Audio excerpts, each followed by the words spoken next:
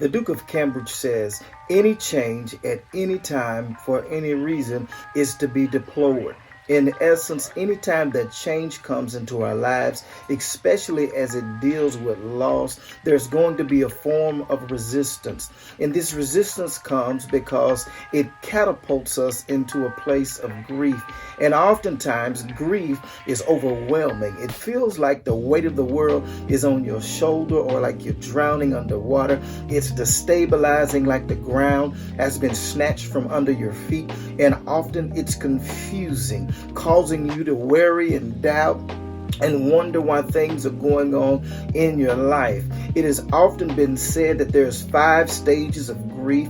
One being denial, because when trouble comes, we just don't want to accept it. But then there's anger, because we tend to focus our frustrations on others or things. And then there's bargaining, trying to make a deal with God because of the things that have gone on in life. And then the other stage is depression. Oftentimes, when we go through grief, we deal with this thing on the inside, but mourning is what we express. But also understand that bereavement is how long you decide to go through a specific time of mourning. Beloved, I want you to understand, at the end of the day, there are going to be some things that come in your life that you just can't change. But the good news is, the scripture says, though we walk through the valley of the shadow of death, we don't have to fear any evil because God is with us. I want you to understand, beloved, anytime you talk about a shadow, you also have to acknowledge